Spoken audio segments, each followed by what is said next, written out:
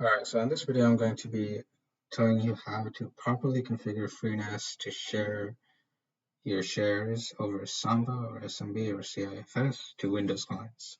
So this took me a while to learn, hence why I'm making a video about it, because there's so much conflicting information out there for some reason. And the first thing you want to do, well, first of all, I'm going to assume that you already have a pool set up like I do, because that's pretty easy. That's the easiest part about this. And there's plenty of information on how to do that already online. And after that, what you want to do is you want to create a group.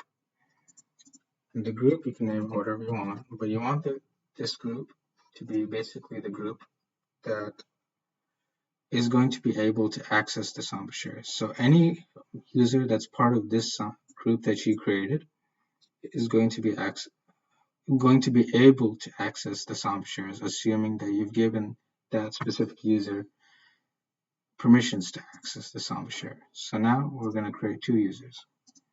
One is going to be my user. I don't know if that matters.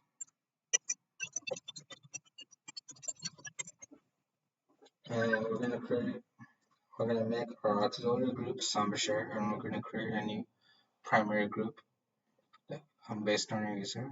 We're gonna leave everything at defaults. I'm just gonna add an auxiliary group.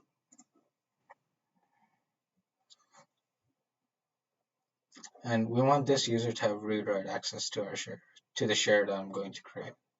And we're gonna add another user.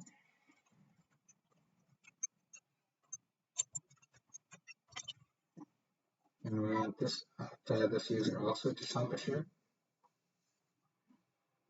This Plex user that I just created is going to have read-only access to the share. Okay, so now we can go into SMB shares. Oh, wait, sorry. No, you go into pools and then you go into your actual data set or pool or whatever you want to share, and then you edit the permissions on the pool slash data set slash whatever, and you go over to apply group and you hit Samba share, and then I'm going to apply permissions aggressively because I want everything below it to have the same permissions, and you hit save.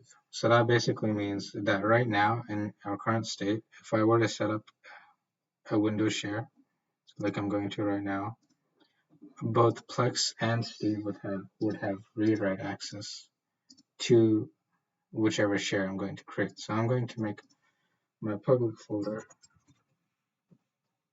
into a Windows share, or going to export it as a Windows share. Excuse me. So now, if I go into my Windows 10 box, it is able to access it. Let me just make sure it's disconnected. Okay. So if I were to map it and I were to connect as Plex, I have read-write access to the share. We don't want that though. We want Plex to have read-only access. So the way you do that is that you go into you access your FreeNAS box, and then you right-click on it and you hit Properties, Security. And then what you want to do is you want to remove the account unknown thing. I'm pretty sure this is the Samba shares group that exists on the FreeNAS box itself, but it's not doing written properly in Windows for some reason. I don't know why. Sometimes it is, sometimes it isn't. So we're going to remove that. I'm going to remove everyone too. Then we're going to add Steve. So Steve, that's going to have read-write permissions to the share. So we're going to make him have full control. And then we're going to add the user Plex. And Plex is only going to have read-only permissions to the share. So you can see root and Steve Sunny both have read-write permissions. Plex only has read permissions. So let's hit apply. Hit OK. Refresh. If I were to connect using my snake function that I just used, you can see I do not have permission. And if I were to disconnect first and try to connect as Steve or root, that also works. Sometimes it doesn't work because Windows.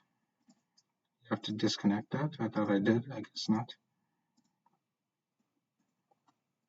So now we enter credentials for Steve, and you can see we have read-write access. And if I try again, just to make absolutely certain,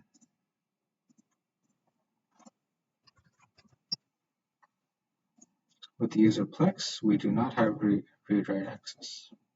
And that, my friends, is how you set up sharing from FreeNAS to Windows boxes properly. You want to make sure that you create all your accounts on FreeNAS. You basically give them all the privileges in the world in terms of accessing the pool and datasets and whatnot. And then you go into your Windows box, and then you configure the actual permissions from here. That's basically how you want to do it. And yeah.